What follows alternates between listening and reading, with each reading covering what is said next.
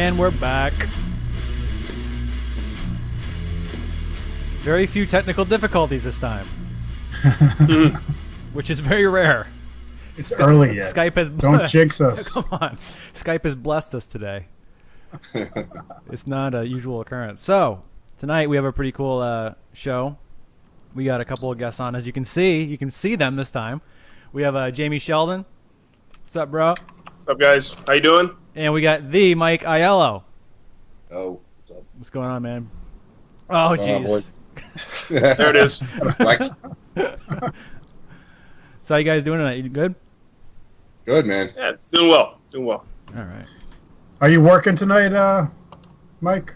No, I'm home. Oh, that's good. So, yeah, sorry about that last week. I'm sure it was crazy busy with the weather. Usually when it's hot, it seems like every fire department in the country is busy. Yeah, it was crazy. It was a crazy night. I'm sorry couldn't get together. We just made fun of you for the whole hour, so it worked out. The whole time. So, look, we had a ton of people have been asking us since we first started about nutrition and what do people eat, what supplements people take, and all that kind of stuff. So John and I thought you guys would probably be the ones most capable of answering that intelligently, which is one of the reasons we wanted to chat with you lads tonight. So I was wondering if we could start with that. I don't know which one of you guys would like to go first and just talk about, what you do with your personal nutrition. We'll go in order. How about Jamie? Jamie goes first. All right. Alphabetical order. Okay. Currently what I'm doing or what I would normally do before an event? Because I'll be honest with you, since the finals, I haven't worked out. I haven't eaten anything healthy. I've just been enjoying life. But normally I just, I eat a relatively simple meal plan. I'm eating, 5 times a day, getting a couple protein shakes in between each meal and keeping my protein high and I adjust the carbs accordingly, depending on what weight I'm at. I don't do drastic weight cuts anymore now that there's a 165 class. When I was at 54s, I think I was probably a little too tall to be healthy 54.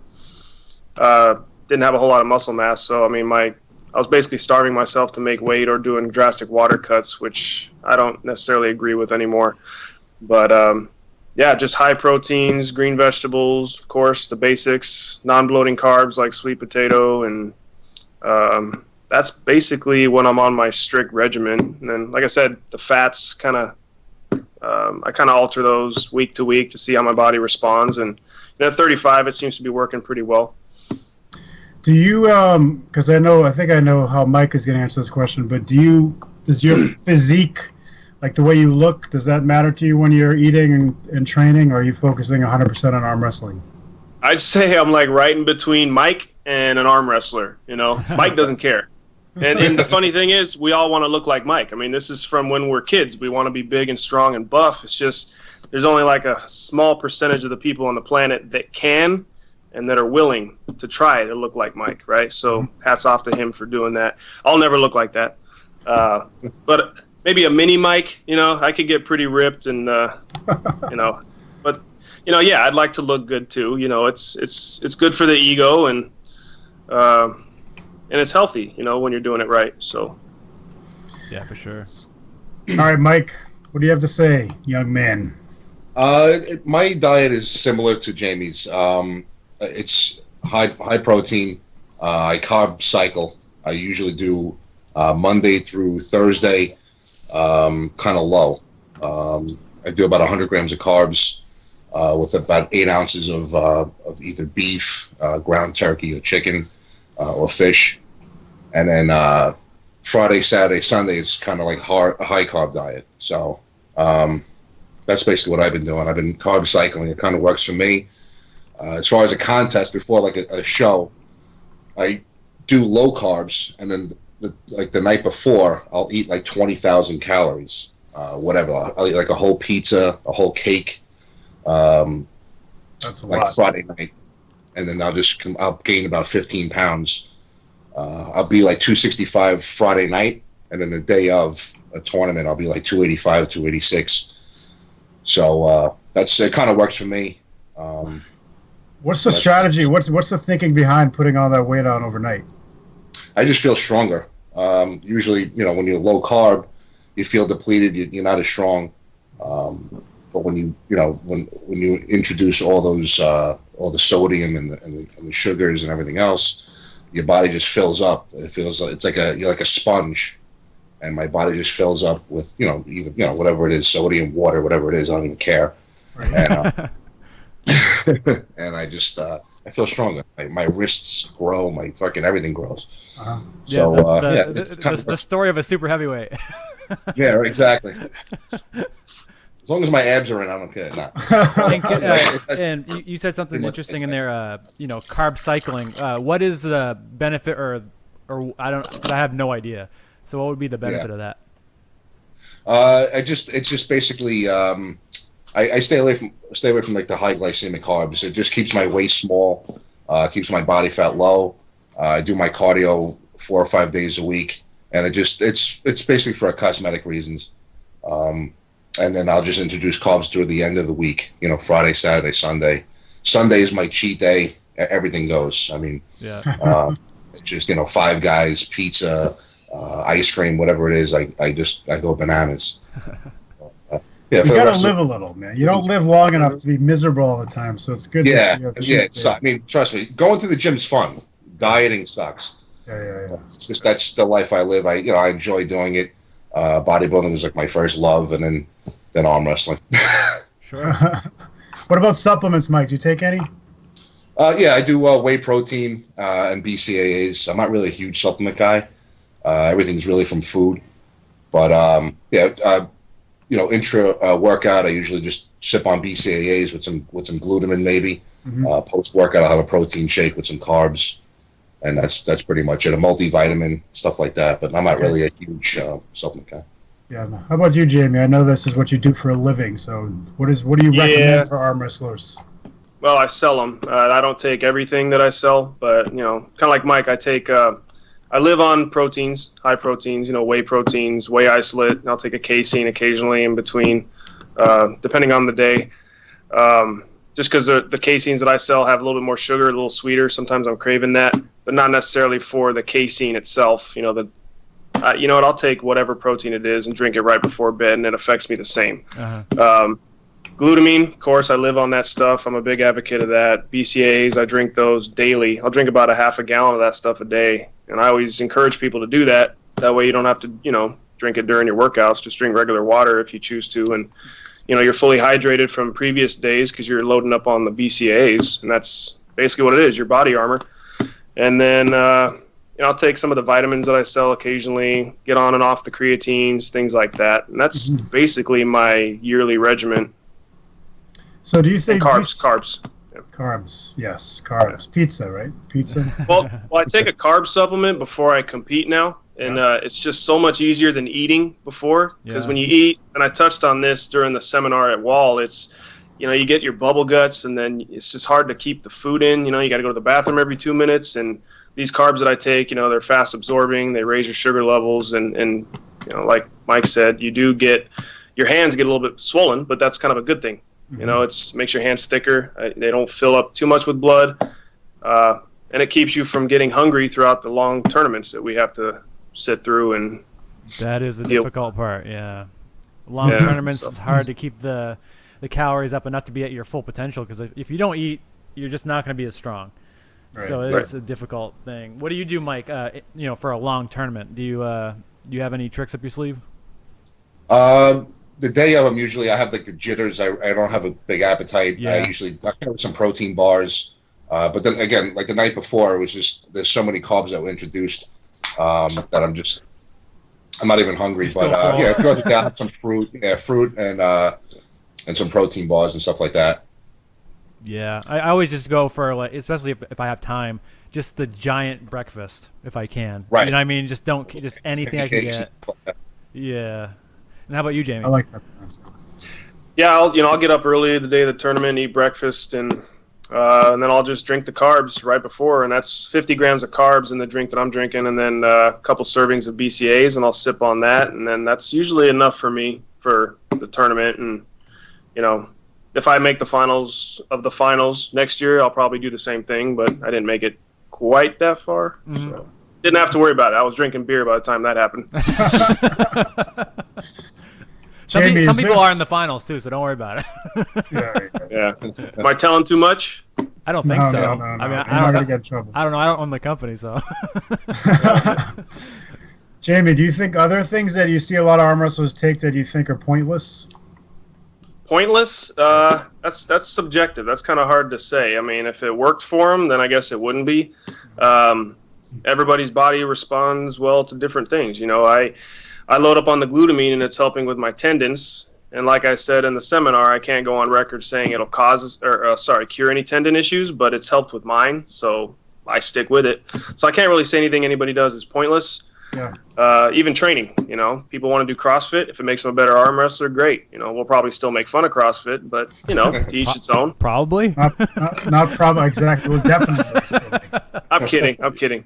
No, bodybuilding too. I mean, people say, well, does bodybuilding make you a better arm wrestler? Well, it's proven that there's some bodybuilders that can do very well at arm wrestling. So, you know, there's not just one style. I'll bring a soccer player that can, you know, kick a ball across the whole field. They'll probably come in here and beat half the people that, you know, are learning to arm wrestle. You know, so you never know where talent can come from and what their regimen is. Everybody's different. Yeah. Well, the glucosamine thing is interesting because pretty much everybody we've talked to on here takes it, and yet the science behind it is very flimsy, to say the least. But I mean, everybody swears by it. You know, Devin said the same thing. Both of you guys feel that it helps. So it's like you said. Sometimes, you know, whether it's a placebo or whether it's doing something else, who knows? But if it works, it works. You know, I tell people that come into my store, and I get people coming and asking about specific little ingredients, and if you have it on a shelf, like a celery extract, and I said, well, what the hell do you need that for? I'll give you a prime example. Everybody's raving about apple cider vinegar. If you look it up online, it cures everything, supposedly, from vaginal sores to like fat burn. I mean, it's that wide of a scale. So it's like, really, do you really need it? You know, so people don't even know what they need anymore, and it's just a matter of talking to them and saying, hey, okay, well, try this. If it works, great. If it doesn't, move on to the next, right? Right. Yeah, turmeric's the new one. Turmeric's the new, ultimate anti-inflammatory now. RVJ was all over that a couple weeks ago on Facebook. I put it in my food, so I guess I take it. Yeah, it tastes good. It tastes good. I love Indian food, man. Yeah. Hey, Mike, has you ever done any powerlifting? Craig online wants to know. Powerlifting, no. I'm actually really not a strong guy as far as in the gym. Mike, stop. I'm really not. I'm all for show. My best bench, I think, was like 440 for a single. You know, at my size is really not that heavy. Deadlifted a little over 500, squatted at 500. I mean, I'm not really that strong, you know, as far as powerlifting is concerned. So I never competed, no. So with arm wrestling, first of all, I don't know the answer to this question. Some other people probably don't know. How did you originally get into it, Mike? And when did you discover that you had a lot of strength in this sport? I never lost an arm wrestle from like 10 years old to like 30. I used to arm wrestle. I used to be a bouncer in New York City and stuff. Used to bounce and used to always arm wrestle at the bars and stuff like everybody else did. Yeah. And one guy was like, dude, if you ever competed, you get killed by those guys. So I Googled it and whatever. I got in touch with Mike Solaris and a couple of New York guys. He was like, yo, come down to practice. We have tables and we'll show you how to arm wrestle. And I was like, all right. So I went down there and I wound up beating everybody in the room. But they were all smaller than me. Everybody there was under 200 pounds at the time. So Sure. I wound up competing in the amateurs like 2 weeks later. I won the whole thing. And I just turned pro after that. I was like, this is freaking insane. Like I walked into the room. There was like 25 guys on tables freaking arm wrestling. I'm like, what the fuck is this? What's going on here? You're like, dude, take off your jacket and get on the table.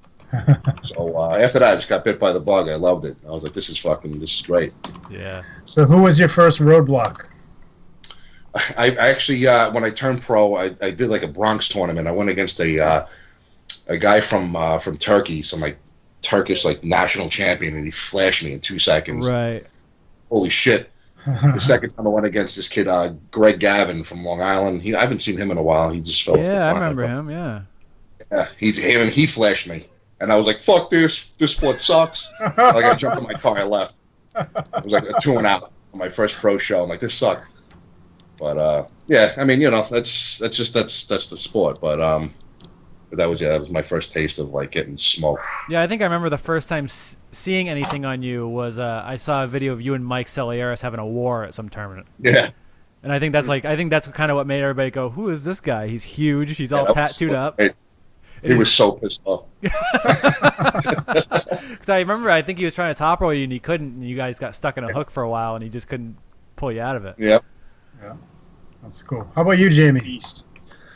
When did I start? Yeah. I started in 2005. I did, same thing as everybody else, arm wrestling at bars, and then I finally said, all right, I've seen this on TV. And Mike Celiaris, his name stood out. Him and Ron Bath. I watched these guys dominating in 2004 on ESPN.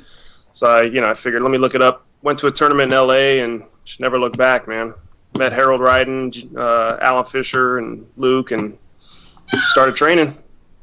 So, who do you train with now? Do you have a team you're a part of, or you consider yourself a part of? Well, there's a lot of training groups in Inland Empire, part of Southern California, and kind of blessed to be around all the different training groups. You can go 10 minutes, 20 minutes in either direction. You'll find a new group every 20 minutes. It's crazy. There's so many arm wrestlers in California now. And I used to do a lot of my training for the first several years in San Diego, so I would drive an hour and a half south every Saturday and train there. And that's how I got better. And then, occasionally when I can find time, I'll go to a practice there's every day of the week, there's somebody practicing somewhere in Southern California. So when I get time, I'll go.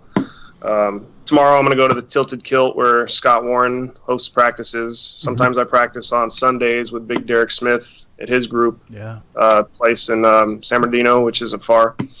But I wouldn't say I'm really a part of a team because I don't train as much. People come into the store, there's a table there, and I'll pull with them. Sometimes I'll have training there if I'm working on a Saturday, just to make it more fun. But my table time's maybe once a month.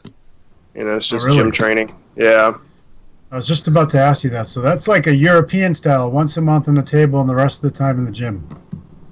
Oh, my dad's from Europe. Go ahead. What about you, Mike? Do you still train those same guys in New York, or do you train by yourself? You know what? I can count on one hand how many times I've actually been to a practice. I just don't have the time. I have a table in my house. I usually do. I have 100-pound bands, 50-pound bands. I rep it out. It's all gym training, and every 6 weeks I've been doing a tournament. I did like 10 or 11 tournaments last year. It was like every 6 weeks I'm competing or doing a super match or whatever. Right. So I'm just constantly staying busy, and that's all I really do. I really don't have time to really go anywhere. I got a Wednesday night just to drive 40 miles to go arm wrestle. I really don't have the time. Sure. Yeah. And let me ask you, at the end of you're saying you're pulling every 6 weeks at a tournament. Are you after a tournament? Are you wrecked? I mean, how's the soreness? Destroyed. Yeah, my elbow takes a beating for some reason. I mean, I hook, so all the pressure is right on my ulnar nerve, and I'm for about a good 2 weeks. I'm pretty much I can't do anything. So I'll just lay off it. I just go to the gym, work out, and I'll just wait for the next tournament. Yeah. And how about you, Jamie? What kind of soreness do you encounter after a big tournament? Well, it's gotten a lot better over the years, and I think now that I'm not cutting to 150 pounds, I'm not as injury prone. Sure. I would have to say. For years I was just plagued with the elbow problems, and I was more of a top roller. Now I'm more of a high hook, low top roll guy. Yep. But I had some serious elbow pains pulling. I remember when I first noticed it was getting bad was when I pulled with Ethan, and just having him tear into your arm inside, that was like a minute-long match, and I just felt it after that. I couldn't do anything. And then finally when it actually gave, and it wasn't a serious injury, but I haven't gone to get it checked out to make sure. But I pulled Sam Harris, and he blew it out. Like, my elbow was done. And but now that I'm not cutting weight, I'm actually sitting heavier, taking creatine and more aminos. I don't really have any elbow issues anymore. But after a tournament, it's mainly just my hand.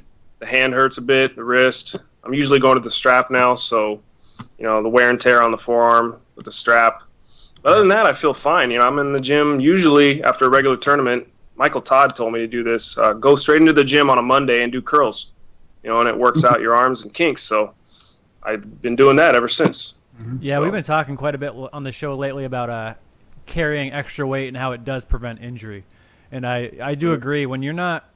I mean, I think it seems common sense when the more you talk about it. But if you're not watching your weight, as far as like cutting calories, your injuries just go away. That's one of the biggest problems. We were talking about that with Craig Toulier, was new arm wrestlers always being so sore because they're always going for a weight class that's lower than them. And it's like you're not focused on just becoming a better arm wrestler and getting strong. They're focused about getting on this weight class that's sometimes 20 pounds lighter, and they're not eating. And it's like, what are you doing, man? Yeah. You watch these guys, the constant fluctuation of weight, your tendons don't respond well to that all the time. So hopefully none of these guys get, seriously hurt from this. But right, absolutely. Everybody's different, right? Yeah, we all got to learn somehow. I mean, some of us have to learn the hard way.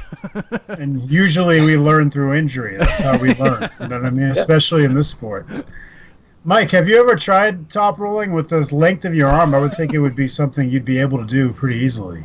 Yeah, I mean, when I do practice, I practice top rolling only. I won't. Okay. I don't. But yeah, I mean, I can do it. I just, for some reason, like WAL setup, it's like it actually helps out a hooker for some reason. I don't know why. Yeah, it does. So, because people carve, they're like, okay, they put the hands and everybody goes I'm like this. I'm a great cheater. That's what I'm trying to tell you. Well, yeah, everybody, even if you want a top roll, it's hard not to carve a little bit when it's that quick, just because you want to protect your own hand too. Like you don't want to be the only guy in that match that has a straight wrist. You do not want that. Right. We're all cheating. Well, of course, everybody cheats. There's never been a fair match in professional arm wrestling ever. Except for Travis Page. Oh, that's true. I didn't even think about that. Of course. All right, we got a question coming in from Kosovo for both of you guys. They're interested. This gentleman's named Gent, and he's interested. Who do you think is the best arm wrestler in the United States right now, open weight? And obviously, you two guys are number 1 and 2, so you don't have to answer yourselves. But after you guys, who's the best? Go ahead, Mike. You want to take that one first, Mike? Go ahead. As far as just overall, yeah, who's in your opinion number 1? I would have to go with Dave Chafee, Travis Pageant right now. Mm-hmm. Well, anyone is movable except for Dave, in my opinion. Like when I pull him, it's just there's nothing there. I have nothing for him. It's like pulling a car in reverse. Mm-hmm. Travis right now he's on fire. I would go 1 and 2 right there. How about you, Jamie? I think that's a pretty good assessment there, and Mike has the advantage of pulling both of these guys, so he's felt it, and I've never pulled in a tournament with these guys, so I wouldn't know. Not that I would have a good judge on that anyway, since I'm 100 pounds lighter than these guys, but based on the last performance, I would have to say Travis and Dave, especially now right-handed, Travis as well. He said he was coming for it this year, and he's done very well, so. Well, it's interesting because people say about Dave that he has the strongest arm in the sport, and Travis is certainly known for his incredible timing and technique, probably more than anything. So it's interesting that the contrasting styles of the two of them, and yet they're both amazingly successful. Right. Yeah. Yeah, and I think it really kind of shows you too, like, over the years, how close, those positions are as far as best and all that kind of stuff. I mean, you can only kind of imagine because we don't have a strength number for anybody, but you got to just imagine the percentage of difference is so small at the top levels. Millimeters. Yeah. You say Mike that you pull Dave and you can't move him at all, but really how many pounds more would it take? You know what I mean? Right. I mean, I think it's also my style. We totally contrast. I mean, when I hook, he loves it. Yeah, you have to actually take Dave's hand. They're like, oh, you just have to take Dave's hand. Oh, that's I'm like, yeah, it's easy. That's it. But yeah. So your style. Yeah, your style pushing into his arm probably is makes him very happy. He looks at me. He doesn't even grimace. I'm like, Jesus Christ. But what's funny is that if you really were to have some kind of measurement, it probably is only 10 pounds. That it would take. At that highest level of maximum effort, it doesn't take much more. When you got two forces, it's interesting to think about how close everybody really is when you think about it that way. Like 10 pounds or a slight change in angle, right? Maybe 1 degree, 2 degrees, and that's your sweet spot to get through that. Yeah, crazy absolutely. hand of his, you know. leverage. Just a little Yeah, bit of leverage, leverage. angles. Right. It's definitely a solvable puzzle. It's just a question of, do you have enough power so that even if you come up with the correct angle and the right attack, that you can push it through. And very few people can. It's just amazing. I mean, it's cool that we have two guys like that in the United States right now that are so dominant in their weight class. What about you, Mike? I've got another question from fellow New Yorker, Wang Ming, who's What's up, dude? he lives at he wants to know if you guys have ever considered going to Nemiroff. I got the invite for what's the other one? Not Nemiroff. The other one. A1.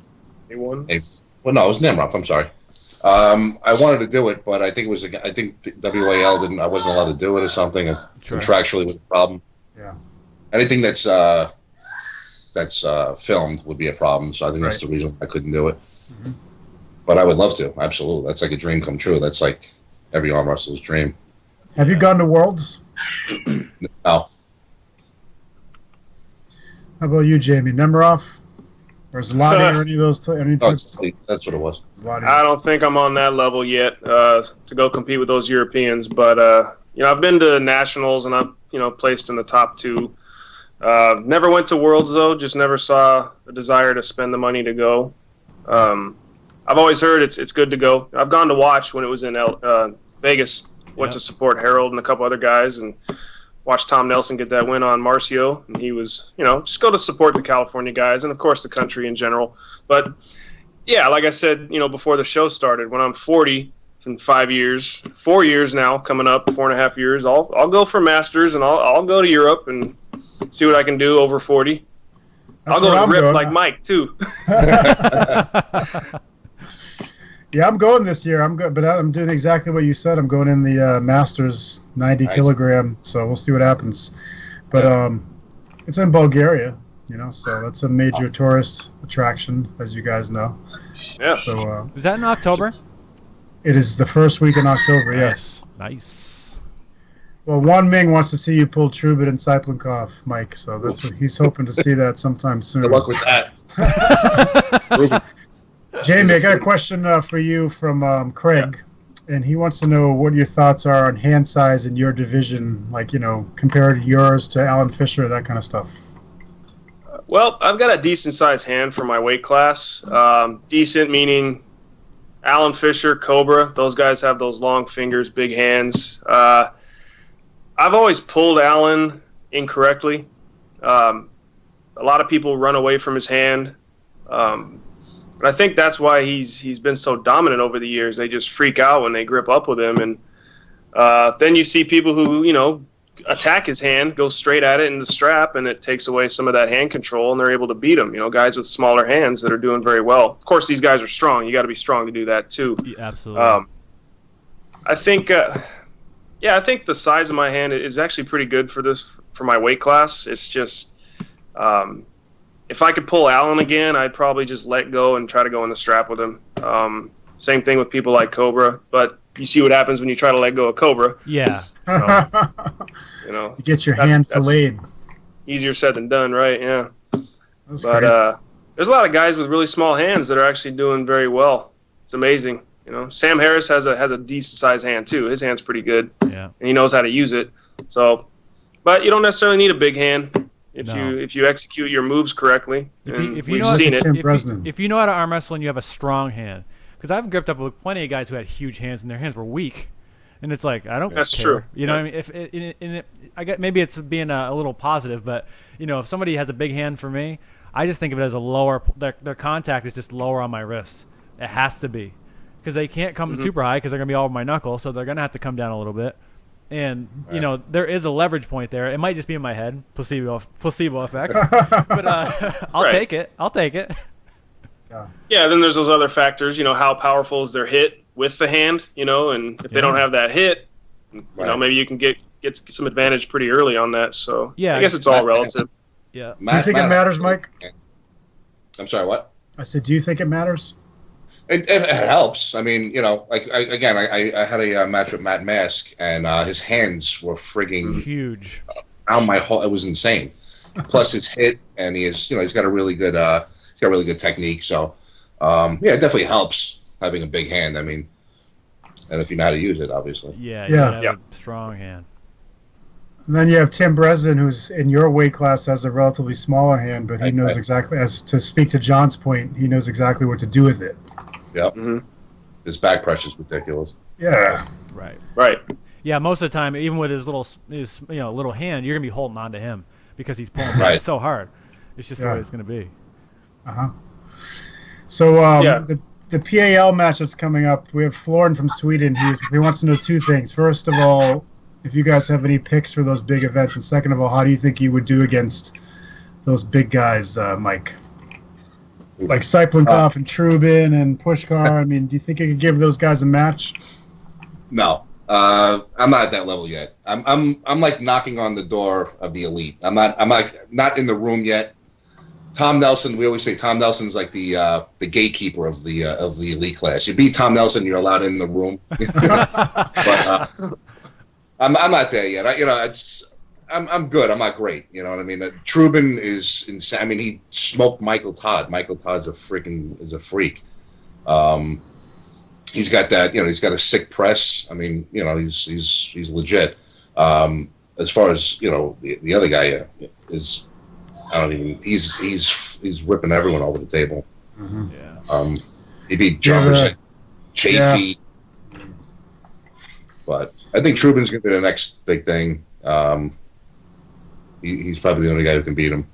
So you think he's going to take Trubin? Pushkar? Trubin is 27? I want to say 27. Yeah. I think he's 27. Yeah.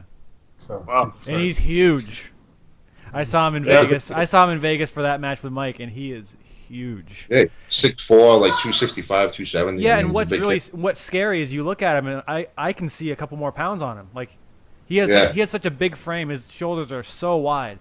You're like, this guy could fill out a little more. Like, because you see him on film, he looks like he doesn't necessarily look like he's that heavy, because he looks kind of athletic. You know what I mean? But it's his frame is so built for what he's doing, and when he gets a little bit bigger, man. That's just the part that really impresses about him is that his technique is so diverse. I mean, very talented. It seems every person he pulls, he's pulling something completely brand new that he came up with just for that guy, and that's the part that's scariest to me. When you think of Pushkar and Cyplenkov, I mean, basically we know exactly what we're going to get from them in every match, right? But you don't know what you're going to get from Trubin. No. Yeah. Very technical, fast, explosive. That's a bad man. Pushkar couldn't pin him. It was like, right. He's legit. Yeah, and they're the ones who are pulling, so they got to pull 6 times in Vegas in 2 weeks. No, how do you guys think? Sorry, go ahead, John. No, it was a week and a half, really. That's a week and a half away. How do you think Cyplenkov and Todd is going to go, you guys? I hope Todd runs through him, but yeah. It's hard to gauge that guy. I mean, he's curling 374 pounds or something stupid. I mean, now is that going to translate over into beating Todd? I don't know. He's been inactive. I mean, I haven't seen him pull in a while. I mean, that could be a factor, but it could be a big factor.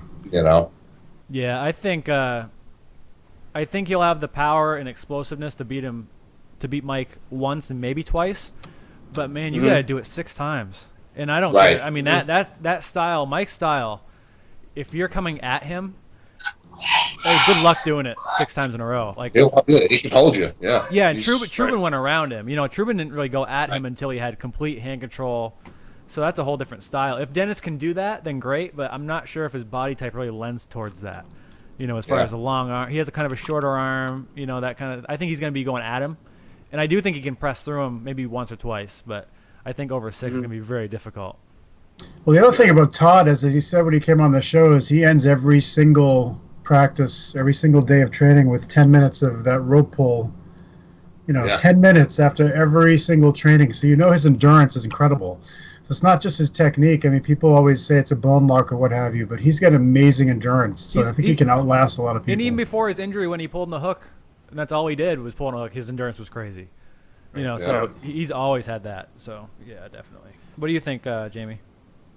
That's the thing about these super heavyweights, and I've gotten into this conversation multiple times online. And actually, I was going to have you guys talk to Mike about it last week. Remember? It's well, for example, my weight class, you're never going to see a short, fat 165-pounder win it, right? He's probably going to be short and muscular or tall with some muscle on him.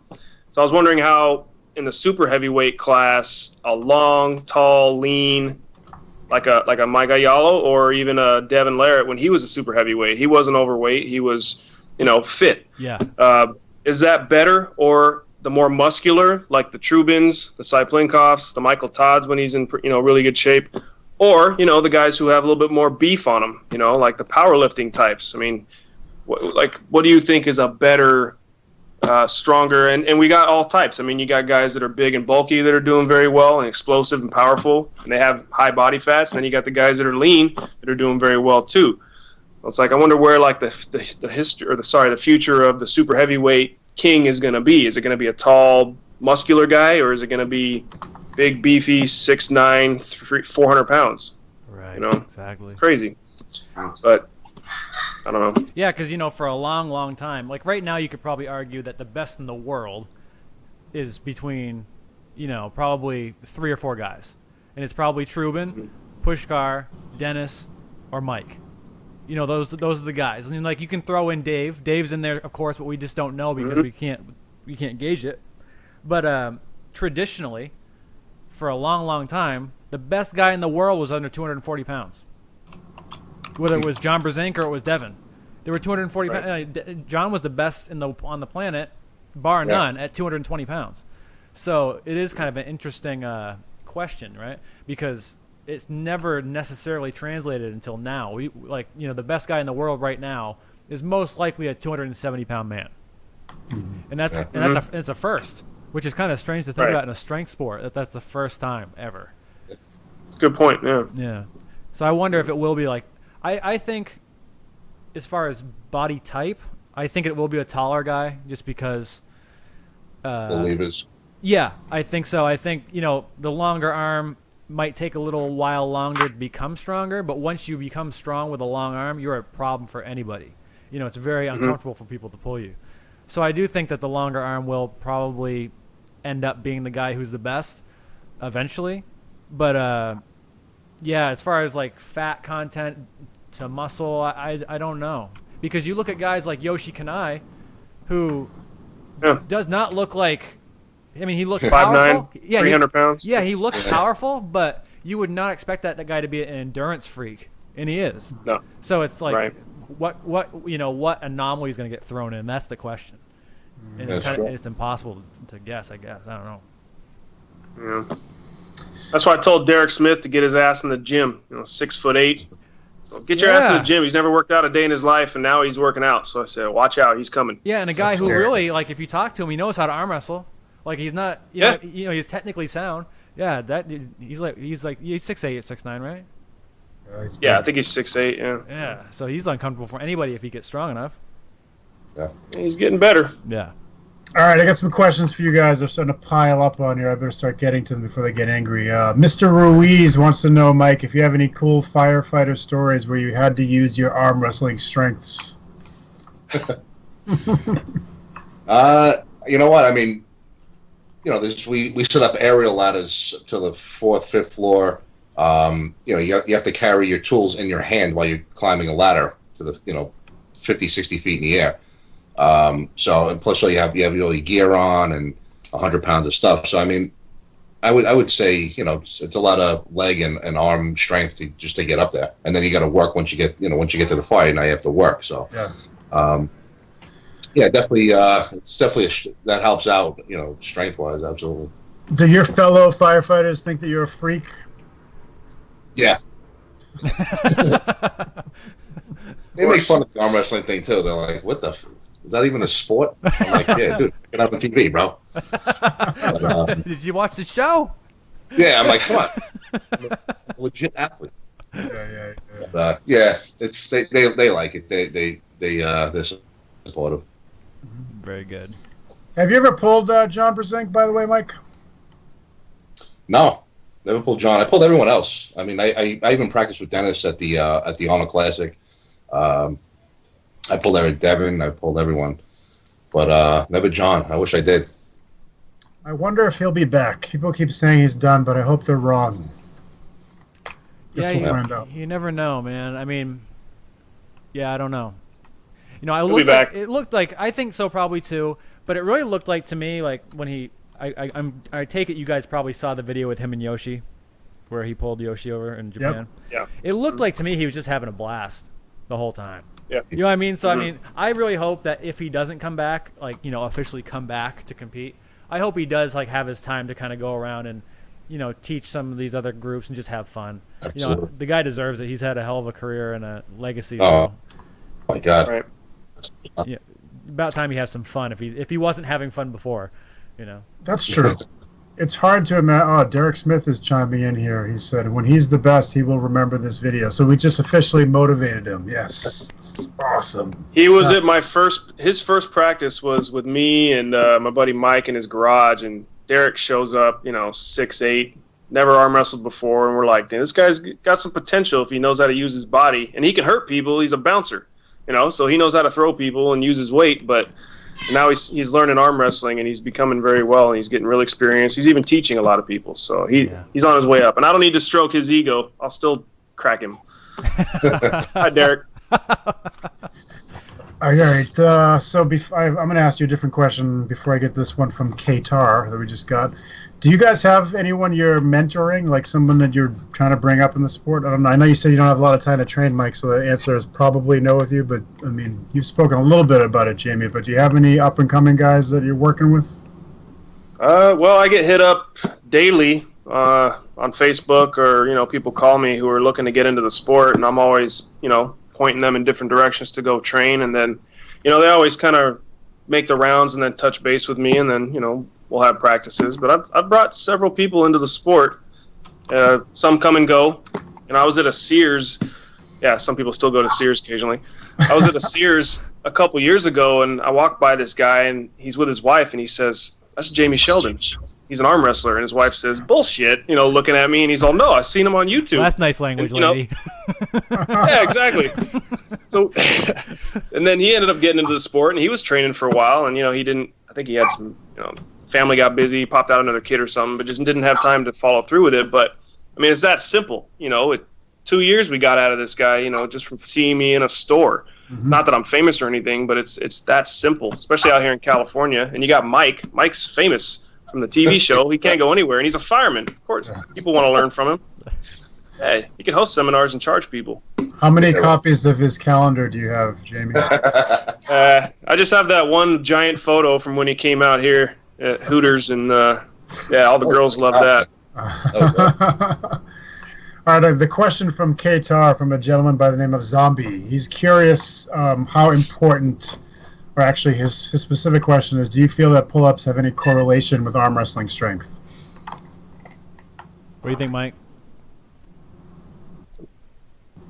I do pull-ups all the time. They help out your lats. Obviously, lats are a huge muscle to use when you're arm wrestling. And it also hits your brachialis in the side of your arm. So I would definitely, yeah, absolutely. Yep, I do pull-ups every day, and that helps. You do weighted pull-ups? Yeah. Do you alter your positioning? Do you use weights? What kind of pull-ups do you do?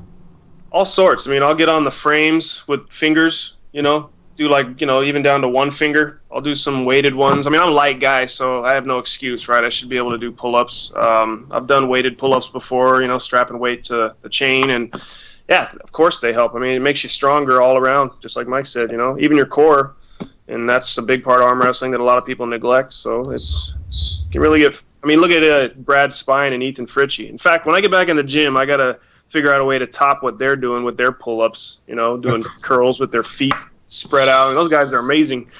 Right. That'll be tough. Yeah, I guarantee you, once we get a gymnast that's like under 154 pounds in this sport, he's going to transition pretty well. Right? It's very possible. Yeah. Do you guys put any emphasis on the one-arm style pull-ups or attempting to do those? I mean, mainly for fun. Shay does that stuff. Mike Solaris loves to do that. I tried to do it. I can't do it. Yeah. I'll be honest with you. I can't do it. Well, yeah, 270 pounds, Mike. I'll hold on for like 2 seconds. Like, That's still very good. Yeah. Shit. The heaviest person I've seen do one is Rob Vigent, and he's just 200 pounds, which is still a lot. He does have no legs, but he still weighs 200. He does it with 25 pounds weights in his hand. So I figure he's around 225, 230 doing it, which is impressive.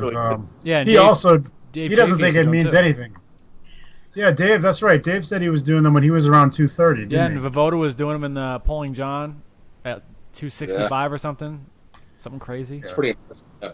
Yeah, it's ridiculous. I don't know. It's one of those things a lot of people try to do, but I'm not sure if it really has much to do with actual arm I don't wrestling. think there's a direct correlation into the one arm pull up and then you becoming a badass arm wrestler, but Right. it does strengthen the entire body, by isolating one side. I mean, I do really, really heavy rows on the seated row, one handed, and just training one side of your body, you have to compensate on the other side, and it strengthens the core. Like, it'll make you stronger, probably on the table, but direct correlation with arm wrestling, I doubt it.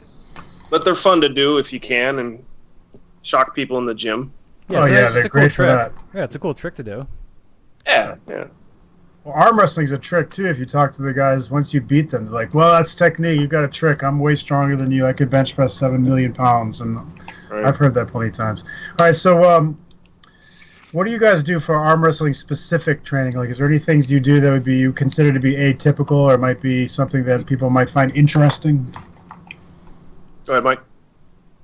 Everything that I do is static hold. No matter what I do, if I'm on the table, I'll hold it for 2 or 3 seconds. I do a lot of wrist curls, a lot of hammer curls, pull-ups.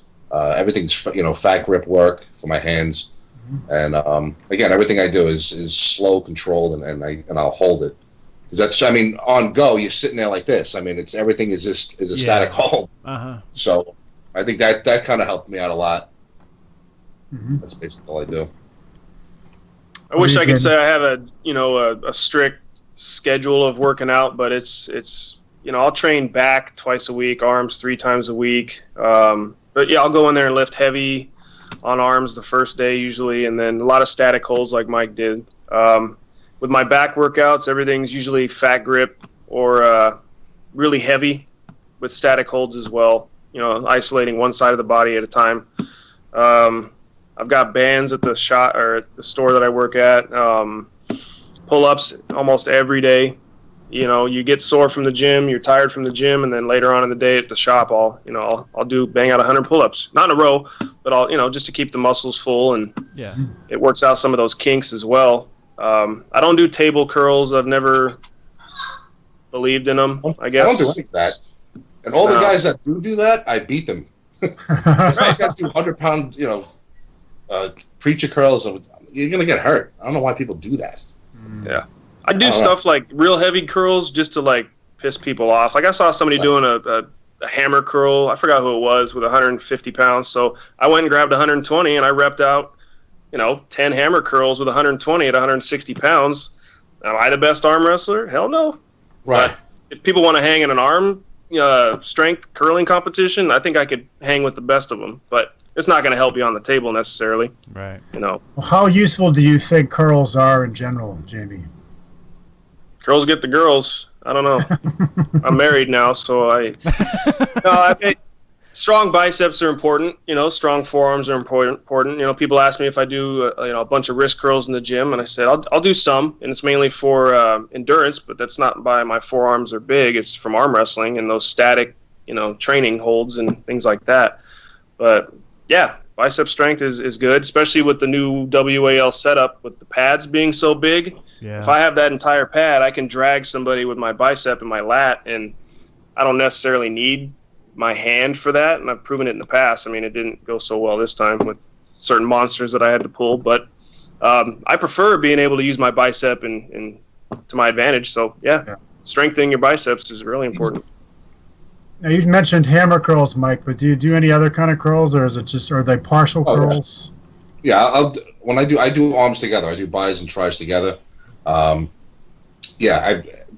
do about 25 sets of biceps by itself. I do regular curls, hammer curls, every different angle, preachers, whatever it is. But yeah, I do every different angle you can imagine. Mm-hmm. You guys want a good bicep workout at the end of your set? I know you've seen people do, or we've all done them, 21s, right? Yeah.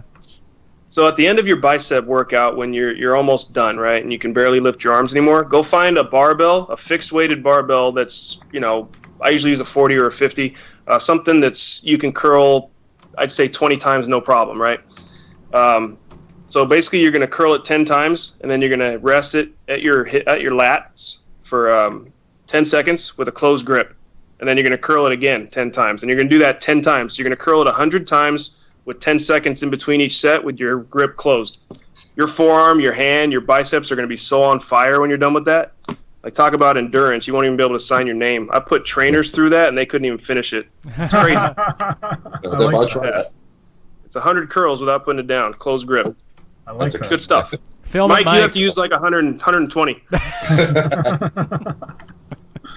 going to try that.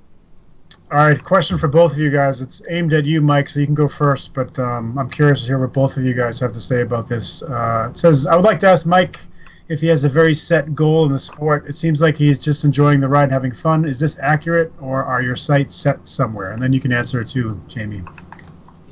Yeah, I always set goals for myself, no matter what it is in life in general. My next goal right now is to win nationals in 2 weeks. I'm going to South Carolina. I'm training, and that's my next goal. I want to win it. So, right after that, there's whatever it is coming up. I'll set a goal for that as well. But yeah, I mean, as far as I'd love to go to the Worlds one day. I'd love to do A1 or whatever it is. But I take one day at a time, and one show at a time. So right now it's nationals. I want to win that, and we'll see what happens after that. Cool. Jamie? Immediate goal would be to gain up to probably about 180, 85, all for the entire next year. Like, I'm in the process of gaining right now. I guess I got to do it smarter pretty soon here. What do you weigh now? When I got home, I was 168 from finals, and I got on the scale yesterday, fully clothed at 170. So I'm still 165. Right. And I documented this on Instagram and Facebook. I was at 165 pounds the entire time of my training, minus when I, gained a little bit of weight up to 170, 174. But the entire week and a half before, I was at 165. So I'm thinking, let me get up to the 180s, train heavier, train stronger, and then cut and see how I stack up with some of these guys that are sitting at 190 pounds. Yeah. Maybe I can hang a little bit better if I'm a little bit stronger and bigger, and I haven't really been that heavy as far as arm wrestling goes, so that's my next goal, is to go back to WAL next year at 165, but training heavier and stronger all year, and see if I can do better. I did better this year than I did last year, so hopefully I can continue that. Doing something right. Yeah, so we'll see. Do you want to pull, Mike, Lars Rohrbachen or Richard Lupkes again? I never pulled Richard. As far as Lars, his style is completely unorthodox and very hard to deal with. It's just like a Jerry Carteret kind of a thing. Yeah. You get he's going to flap back the wrist and then just drive with his press. Lars is actually a really good friend of mine. I'd love to pull him again. I would definitely go a different style. I wouldn't grab him high.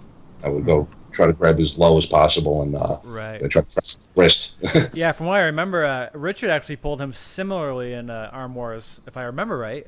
And I believe he got pinned the first match, grabbing him high and getting pressed. And then from then on, he kind of grabbed a little lower and just tricep straight through, and he had a much better time with Lars. Yeah, he has that and Lars has a really long arm too for giving up his hand like that. So, yeah, he's a strong dude, man. Very uncomfortable. Who's in your radar, Jamie? Like, if you could have a super match 2 weeks, who would it be with? Ooh. Everybody that placed ahead of me at WL, and we're not allowed to announce that, right? I'll tell you this. I'd like to have a super match with Alan Fisher, but in like about 2 or 3 months. Okay. That would be kind of fun to do. Yeah. I'd like to get another crack at Luke. Now that I know what he's going to do. I mean, that guy told me what he was going to do the entire time at regionals. Even at the Supercross events, he showed me the move he was going to use on everybody, and that's how he whooped everybody, you know. And at the regionals, him and Justin Bishop, you know, had a match. But I like to pull with Luke again. It's always fun. I think I can get in his head a little bit. Just, you know, a little friendly competition. But, you know, all those guys that are doing better, that are better arm wrestlers than me, I'd love to pull them all, you know. Tony, that guy just is amazing right now. Right? Love to pull with him. Yeah. I'd like to grip up with Justin. Never gripped up with him. Just everybody at the 165 that's dominating. You know, those are guys are in my sights. Are there any of Nobody those else guys? in the 54s. Any of those guys that you would consider better than you, that you maybe think would be a great style for you stylistically? Let's see. Because I think we all have that guy who's better, that we know is better than us, but we're like, I think I could give that guy a match because of how I pull. Yes, and it happened at finals, but I can't say what happened. Gotcha. But I was impressed with something that happened there, and I'd like to have another crack at that guy. But I guess hopefully it might make a highlight reel. We'll see. Yeah, you never know if it comes out, you know, then it looks good, and they might want to, you know, set something up. Very cool. How about Exactly. you, Mike? Anybody that you feel is above you that, but you think that your style is actually a great matchup for them? Yeah, anybody who doesn't have a really great top roll. Top roll is obviously my kryptonite. Anybody with hook, I would like to go against Chris Chandler again. Okay, yeah. Chris, you know, his hook is ridiculous. He was very strong last time he pulled. I actually pulled Matt right before that. No excuses. But I'd like to pull Chris Chandler again in the hook. Careful now, Scott Warren might arrange it out here in California again, right? Yeah. How do you do against Jerry, Mike? Jerry, I can't tell what happened in WAL, but we pulled the Nationals last year in Connecticut. Sometimes I'll hold him for like 30, 40 seconds, and then you look at him, and he's just sitting there, you know, not even getting tired. He could just sit on his tricep for 4 minutes. Yeah. So, I ran out of gas with him. So again, that style he has is pretty tough. It is tough. I mean, he was doing some top rolling stuff on video, but we'll find out if he pulled it out in the finals or not. But it's I like to see that kind of stuff from people that have such a dominant style suddenly start doing something else. Because if they did it at the right time, they could flash people. Yeah. You're so used to his technique, and you know it's coming. He suddenly top rolled somebody. They wouldn't know. You know, it would crush them. Yeah, it's difficult. It's difficult to develop a second move when you've had a great move for 20 years and have confidence in a big tournament to use it. That's the problem. Exactly. You know, you're sitting up there. You might be sitting up there thinking about using that second move, and in the meantime, they say go, and you get flashed because you never even went. Mm-hmm. Like you, Mike, if you've been doing nothing but top roll for however long, I mean, one of these days you're gonna have to. I'm gonna have to start unleash doing that bad boy. Yeah. Be good to see. Maybe you'll win nationals with it. You never know. Yeah. Yeah. Right. Shock some people. Mike Ayello in the straps top rolling. Mike Ayello. How about that? Shocking people with your top roll. I heard Vosgin's learning the top roll, or he's training a top roll now. Uh-oh. That was a rumor I heard this weekend, so we'll see if he shows it. Wow. Yeah. Well, honestly, probably the best move for his opponent in a week and a half. Exactly. Hristo is he has that King's move-ish move on, you know, and if you're trying to hook that can be a trap, especially 6 times in a row. Mm-hmm.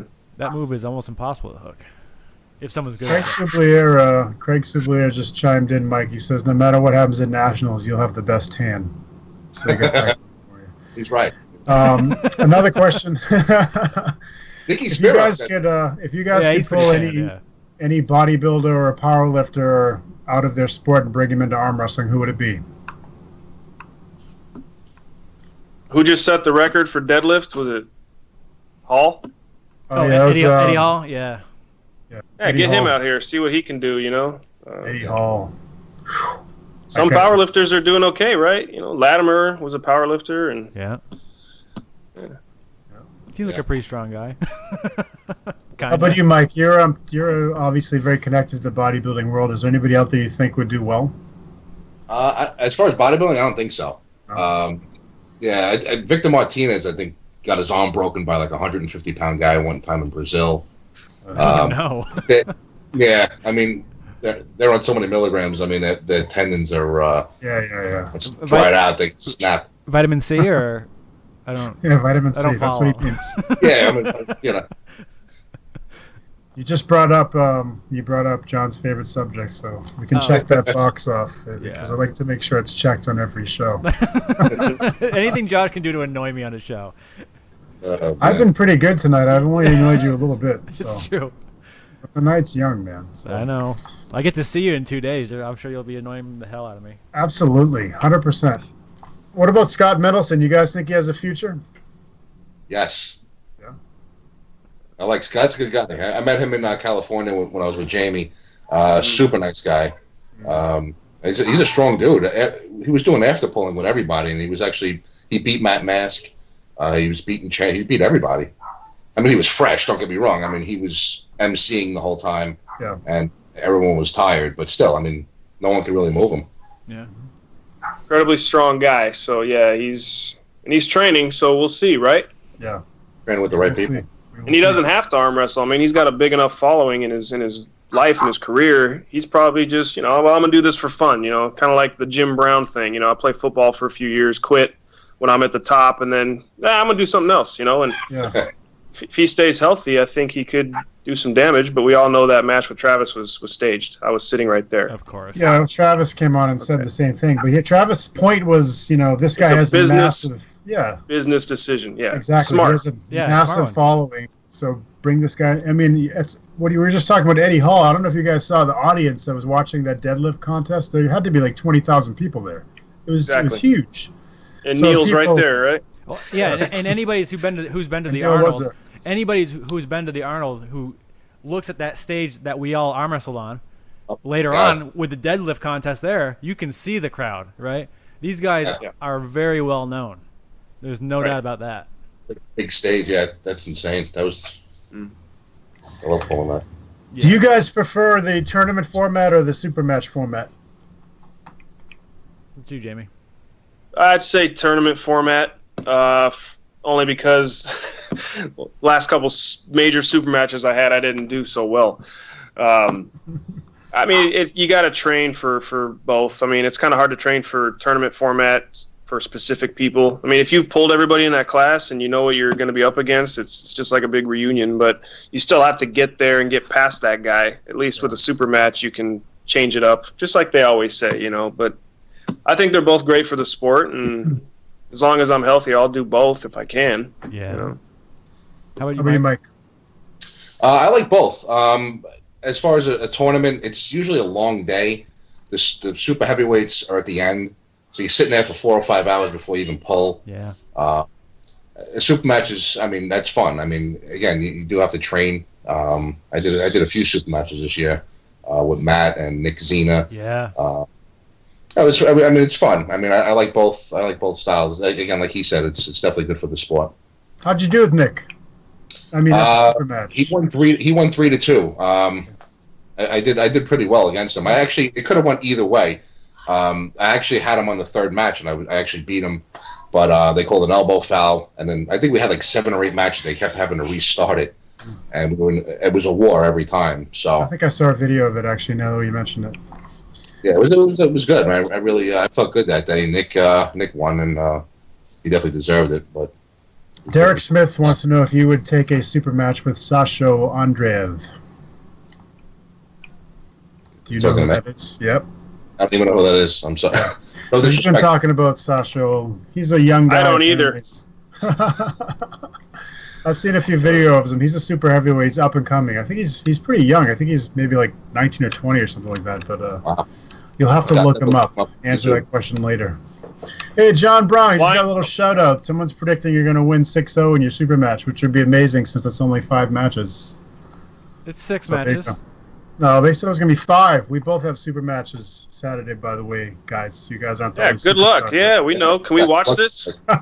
Good question. Probably not. I have no idea. Probably not. I hope so, but we'll post the results regardless. But I believe I'm going to do my best to we're bringing some computers and mics. We're gonna be doing some live stuff from there. Probably the Facebook Live. Probably the night before. We'll probably do it on our Facebook or on our YouTube page, like we're doing now. Perfect. Yeah, just to get some night before predictions from the Canadians and stuff too. And who said I was gonna win? Does it say Who the said name? you were going to win? Tyler Betterman says you're going to Oh, win. he's my training partner. I hope so. There you go. Training partner. Thanks, Tyler. All right, so 3 of the 4 of us on this call are married. Oh, so the 2 other guys besides me who are married, how do your wives feel about the arm wrestling? I mean, do they arm wrestle themselves at all? I feel like I've met your wife, Mike. I remember you came to Nationals in Connecticut with your family once, which was really cool. So obviously, they're clearly supportive. I've just seen stuff that you guys have posted, but I mean, how involved are they in the sport? And just talk about it. I've been doing it for about 8 years now. I usually, if it's drivable, I bring the whole family. My kids have been everywhere. My wife has been everywhere with me. She won a few local tournaments, but she's not really an arm wrestler. But definitely supportive. She's doesn't break my balls about anything as far as arm wrestling. I give her all the money when I come home. But yeah, as far as supportive, absolutely. That's cool. How about you, Jamie? Oh, Lady Natural? Yeah, she's Lady Natural. She's the best. she loves this stuff, man. She had more TV time than me last year. She's great. She loves the sport. She loves mingling with the people too. She helps out when she can. She'll do the brackets if we ask her nicely, and she'll even get up on the table if Valerie or somebody else can convince her. Even though I'm sitting there like, because she doesn't train, but yeah, she loves the sport. I mean, I'm blessed. I'll tell you that much. Well, we've talked to a lot of people now. You guys are the 21st show, and everybody we've asked that question of has said the same thing. And it's, they don't necessarily get the credit that they deserve sometimes, but we do a lot of traveling, and like you mentioned, Mike, every single tournament takes all day long, so they really have. It's kind of a sacrifice for families in general. So, just like to talk about them sometimes, Right. So we've kept you guys on here for quite a while now. I don't know if there's any topics we have missed that you guys wanted to talk about. I got to take a piss. Well, that's a good topic. Let's combine two things that are driving people nuts. Let's talk about steroid contracts. Steroid contracts. I got to go. Yeah, me too. Bye, well, boys, it's been a lot of fun. That's for sure. Yes, definitely. And thanks, guys. You guys are always welcome to come back on anytime you'd like. That's for sure. Thanks for having me, guys. I appreciate it. All right. All right, boys. Take care, gentlemen. Until next time. Josh, I'll see you. Good luck this weekend.